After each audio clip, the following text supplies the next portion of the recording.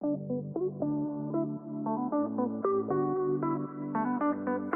welcome to a special Valentine's Day episode with Impact Marriage with Nick and Leslie Edwards. So glad that you joined us today. Yeah, absolutely. Coming off Valentine's weekend, something that's really funny that people may or may not know is that we're not huge, actually not even huge. Like I can't even say we're big Valentine's celebrators. Because you always talked about that.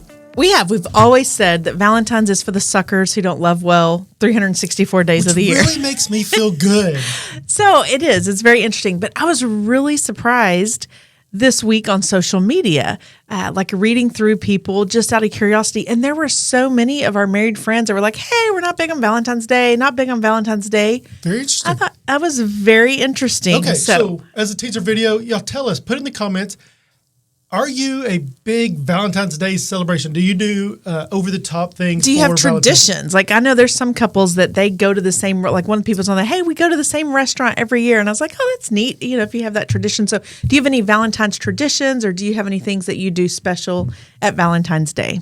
So very good. Now, you were telling me a little bit about education side and that Valentine's on education even has some unique things to it. So it's very interesting that Valentine's Day, if it ever falls on a school day, is a highly attended day. Is it? Does that surprise you? Yeah. Like, why does that even matter? Okay, so I've thought about this. So I think elementary school, it's all the Valentine's parties. Oh, yeah. They do all the Valentine's parties. Your kids don't want to make. Moms want to bring cookies and there's parties and everything else. So for elementary schools, they kind of do that.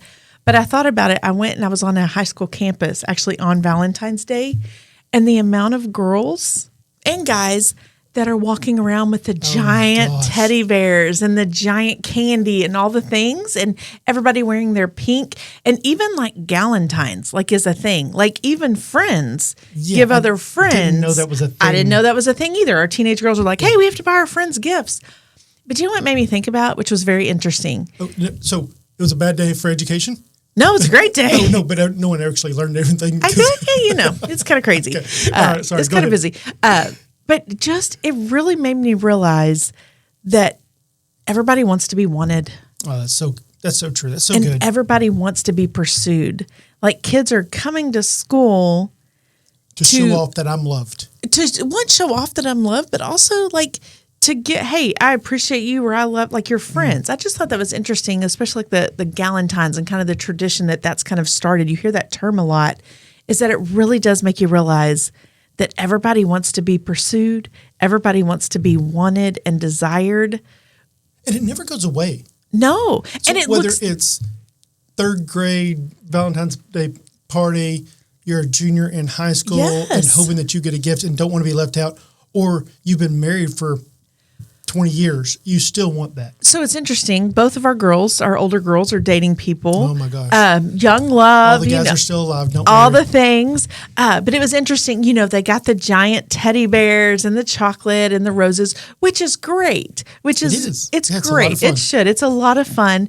But it just made me realize how love matures or should mature. Should mature, yeah. Because if you were still getting me the teddy bears and all the things, while it would be appreciated, and I know there's some, if that's your tradition, there's things that you do around that. I'm so glad that's not what you want. It really just made me realize that, it really made me conscious of the fact that love has to mature as you age. If we loved each other the same way that we did when we first got together, when we had our first Valentine's, we wouldn't. Like, you have to progress, you have to get better, you have to love deeper.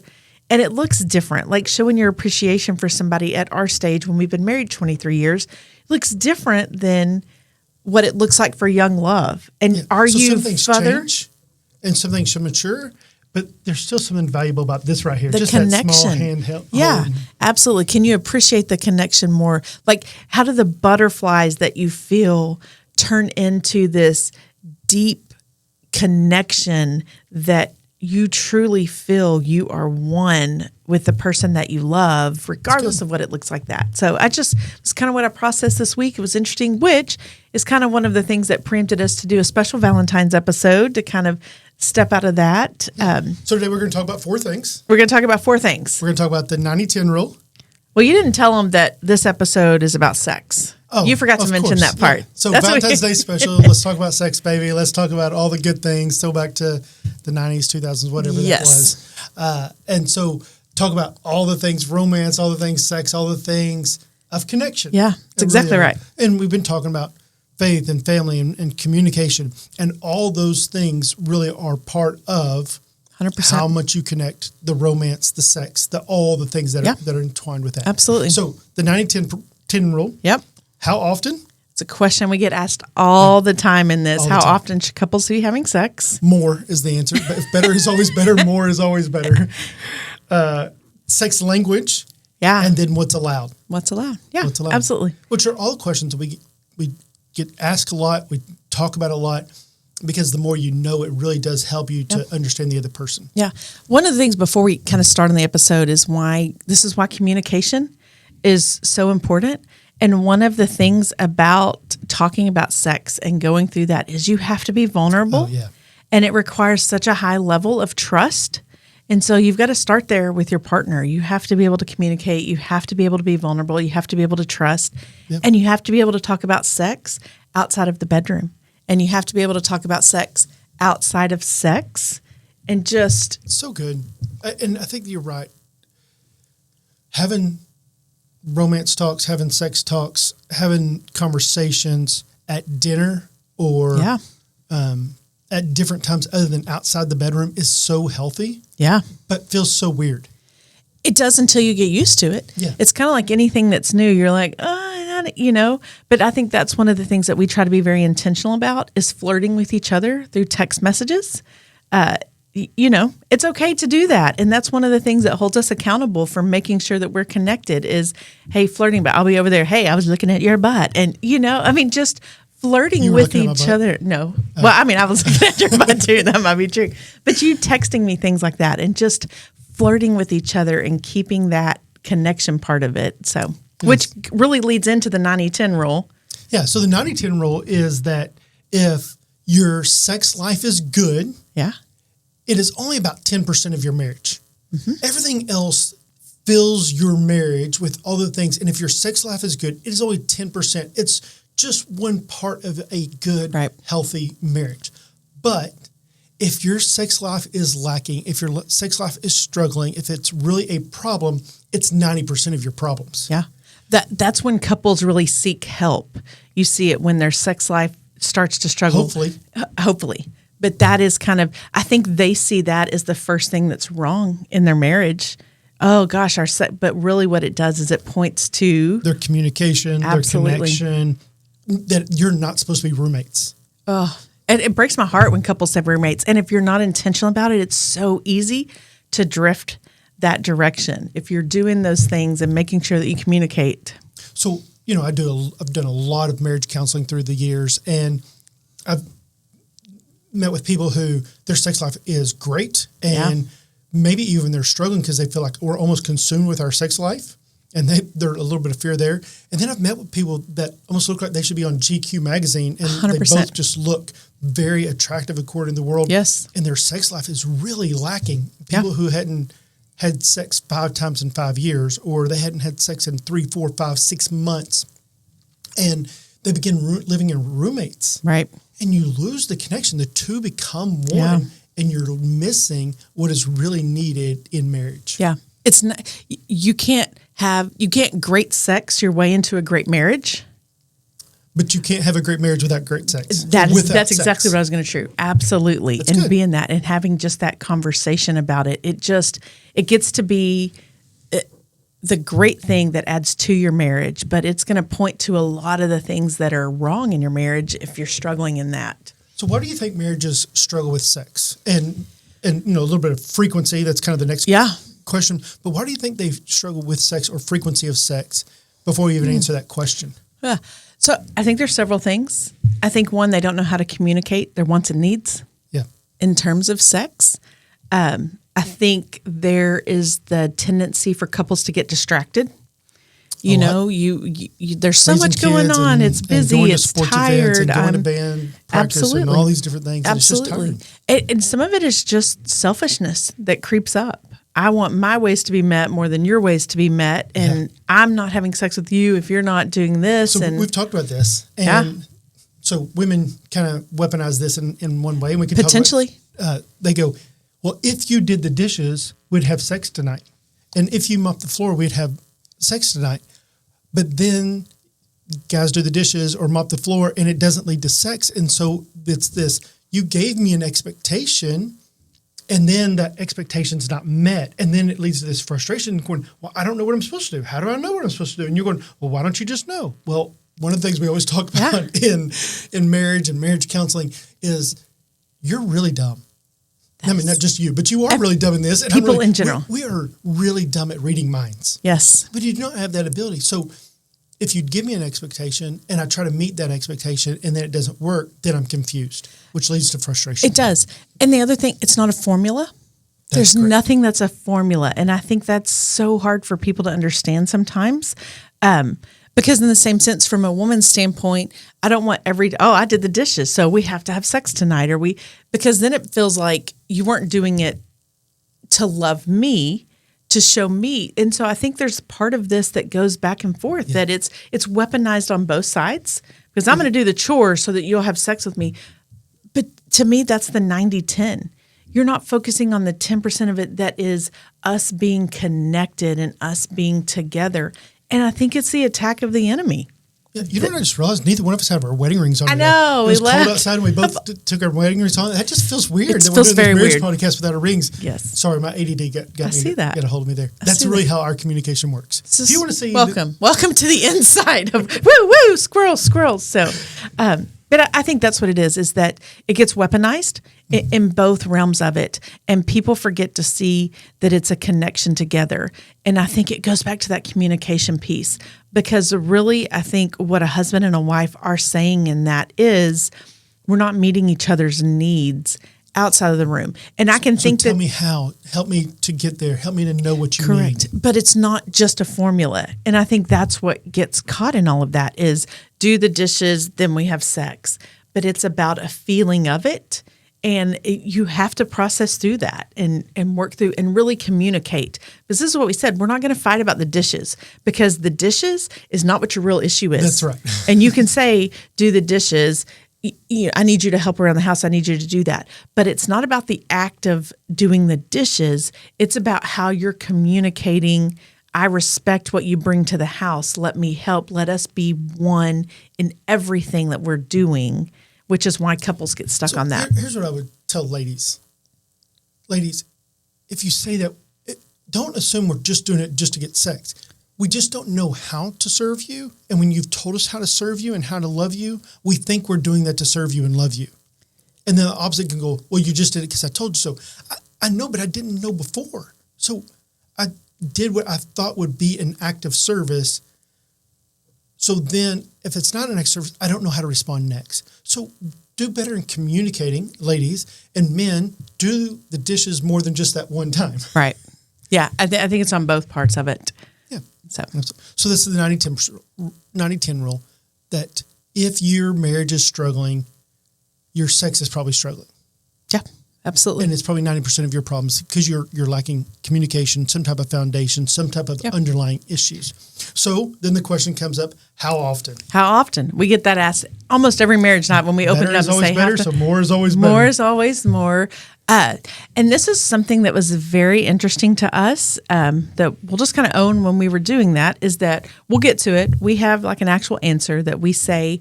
But when we first started doing this, we would go to small groups like the CGs or small groups, life groups that were happening. And we always did a survey beforehand. And we did like all kinds of financial questions. Were your parents Christians? Were your parents still married? What are your financial? Yep, absolutely.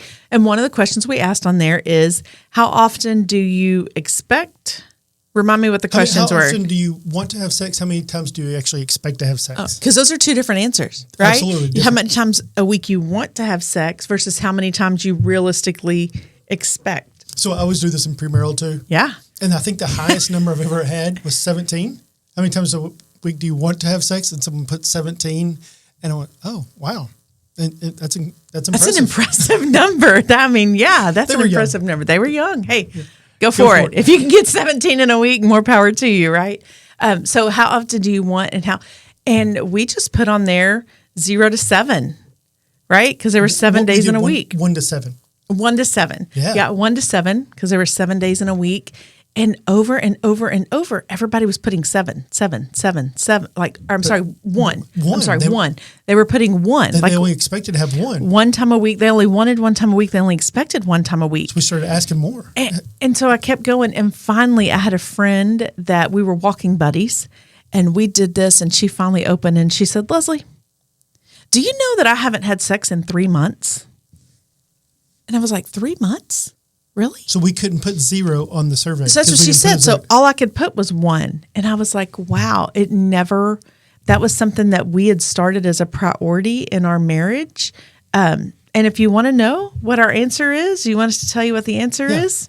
We never go over 3 days. Our rule for us is we try to never go more than 3 days without having sex. Yeah. It's just kind of what we said. There was a book that I read when I was single, learning, and that's what it kind of talks about, that a man's sex drive, not that it's not ever the ladies, it's more than a man's, but that a man's sex drive really every 3 days is almost the limit that a guy can go. And understanding that, and it's one of those things that we go back to the first deal, we flirt with each other, we text with each other. Like, if we're being totally honest, like, I will text him because it holds me accountable. That may not be where my desire and drive is. You're very good at working hard in this area to flirt with me and to make me feel wanted. But I will text him in the morning, hey, let's make out tonight, right? Because that's our accountability for it, right? That keeps me, and we're also flirting during the day with that, and it keeps our accountability in that. So really, how often? For us, I would say it's every 3 days. That's what we've tried to go. Now, I get that there are times that there is sickness. There are times that... Yeah, there's always rain checks. But we do rain checks at times. Hey, I know we talked about it tonight, but this happened or this happened. It's late. It's tired, whatever. And we call, hey, can I have a rain check tonight? Absolutely. It's mutually agreed upon. It's mutually agreed upon. And you can never rain check 2 nights in a row. Absolutely. If we rain check, we know, hey, tomorrow, no more rain checks. So we asked the question, how many times do you want to have sex? How often do you expect to have sex? And if you ask that question to your partner, just write them on a piece of paper, both 2 different sides, you need to work towards the middle. Yeah. If you're a 5 and the other person's a 1, you need to move up to a 2 and they need 3. To go to a 4 so you can get to 2 or 3 together. Absolutely. It's an important deal because to me, I look at it as, while I may not have that same desire, or a husband may not have the same desire, like, I want to please you and satisfy you. So why would I not? And this changes with ages and with time and who you are. But this changes, but it does not give you ever a chance to say 0. Absolutely. 100%. And that's the really hard truth. And we've talked about this and we've counseled couples through this, and people don't want to hear it because it's on the man and the woman. Absolutely. We've heard it in both situations, but the really hard truth, if you are repeatedly denying your spouse sex, that is a sin and it is wrong. It is sexual sin. It is sexual sin, which the Bible explicitly talks about. And 1 Corinthians says that your body does not belong to yourself, but it belongs to your spouse. And the woman's body does not belong to her, and it belongs to the man. And you belong to one another. The 2 are one. And so if you are denying goodness from them. Absolutely. Now, this is not an open door for a spouse to use this in an abuse way, or a you have to. That's not what it is. It's not anything like that. But if that's your mentality in it, that you're continually denying, you need to reach out. Reach out to us. We're happy to help. Reach out to someone to help you understand why, because it is probably on both parts of you. You know, are you not satisfied in that? There's something else that's going on. It's going on, some underlying layers. Just the really hard truth. If you are continually denying your spouse sex, that is sexual sin. So we've talked about this, and we've said these hard things at multiple conferences we spoke at, that sexual sin could be an affair, it could be porn, and it could be denial. Absolutely. All 3 of those are sexual sins. Absolutely. And that's a hard truth for people to hear. No one wants to hear that. It's a really hard truth if you're struggling with that. Absolutely. All right, let's move on to number 3. Okay. Sex languages. So we have love languages and what those mean. We could talk about those, but there's also sex languages. Yes. So we actually did some research on this. And so why don't you, let me ask a few questions and you talk through these. So why don't you give us those 5 sex languages? So there's 5 sex languages. We wrote them down to make sure we got them all, which this was really interesting for us to learn and really opened up a door of communication. So I think these are going to be really good for you. So there's a sex language of energetic, which is like the anticipation of it, the foreplay part of it, and the anticipation of sex gives energy to somebody who would be an energetic. There is the sensual, who's the senses, what they see, what they hear, what they smell. They need all the senses. There is the sexual, which that person is, and these are really like ways that you are more satisfied in a sexual encounter is kind of what these love languages are. But there's sexual, where it is just the physical act, the actual, genitalia part of it is the sexual. There's exploration, which somebody that is kind of excited and turned on by new things, trying different things is the exploration, or somebody can be a combination. Just like in your love languages, you have different ones that are combinations. Yeah, so in love language, you are quality time and acts of service. Correct. I knew that. You were wondering if I was going to... No, I knew you knew what they were. So knowing that doing the dishes is an act of service, taking out the trash is an act of service, doing things around the house is an act of service. But it's not just those things. There's so many more ways that I have to Absolutely. To serve. But it's also quality time that is relaxing time for you. Yeah. It's not work quality time, but it is relaxing quality time. So in the same way, I fill your love tank by doing those things. Right. In the same way, these sex languages are the way that we're satisfied, the way we feel loved, the way we are turned on and aroused and feel connected. Yeah. And it's a connection part to it as well. It was very interesting when we learned these because it made you realize, oh, that's why your go-to is this. That's why my go-to is this. It was very interesting to see those and to hear those played out and thinking, we see that lived out. We're not going to tell you. We are not going to tell you. No, we are not going to tell you. We may do that at a different time, but when we have some more time to unpack that. But we did not expect what each other's were. No.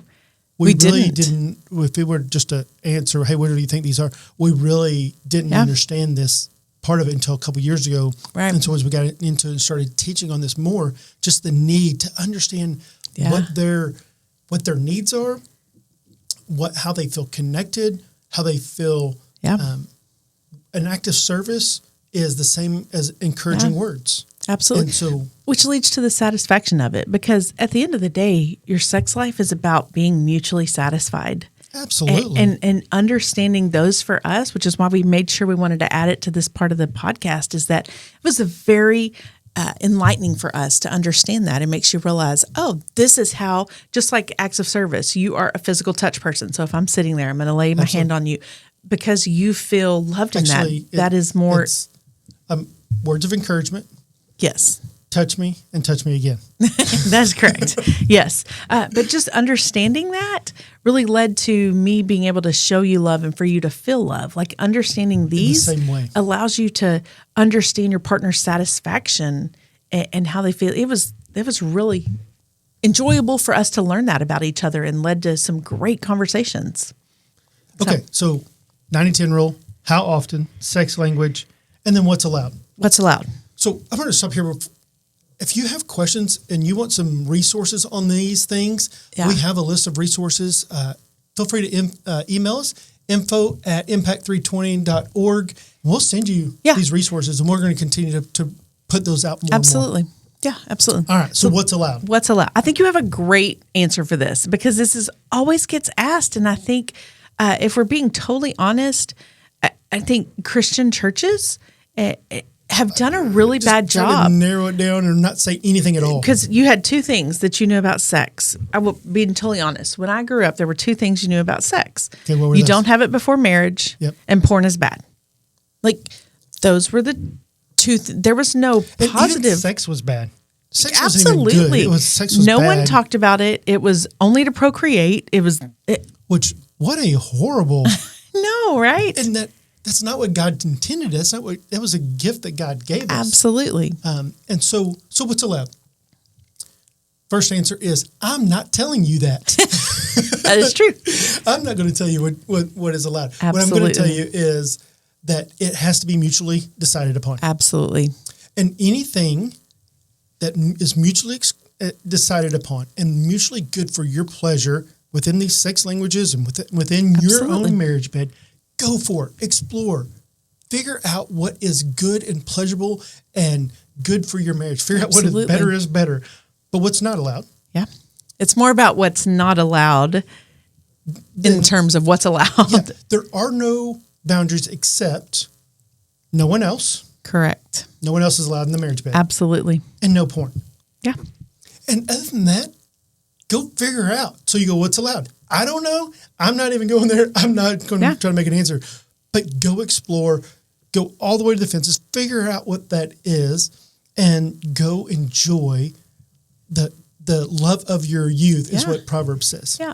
And to get there with couples, you really have, this is where I talked about where at the beginning, you have to be willing to be vulnerable and you have to have established a relationship of trust that's in there because it is stepping out. Hey, what, it's about being connected with each other and being able to have those conversations. So that you can be connected. It's all about connection and communication. 100%. Communication leads to connection. Connection leads to trust. Trust leads to further connection, which leads to intimacy and knowing them.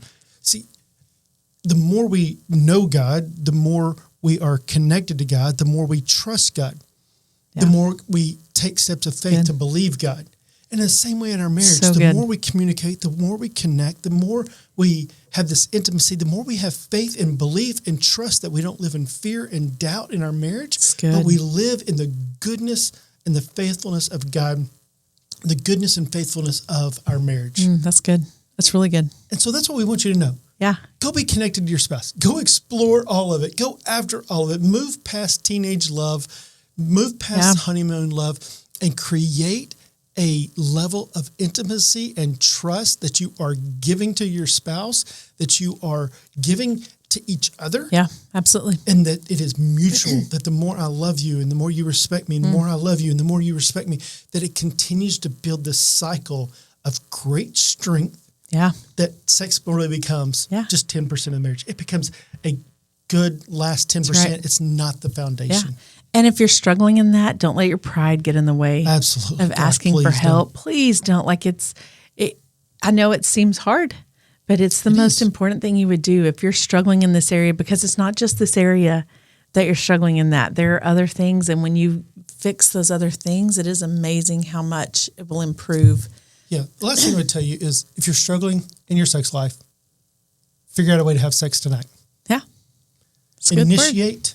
If you go, well, they're not initiating, go initiate. Yeah. Go show love. Go serve. Go do something. Do something to fill their tank and go, we need this. We need this connection and we need each other. Yeah. And if our marriage is going to be great, if our marriage is going to be better, then we have to work to be married, not just roommates. That's right. It's really good. So it's really good. Continue, connect, communicate, build that intimacy, build that trust. So good. So that your marriage can always be better. Because better is always better. We look forward to seeing you next week. Continue to like, subscribe, share this with others so that you can continue to grow a marriage that continues to bless God and generations to come. Have a great day.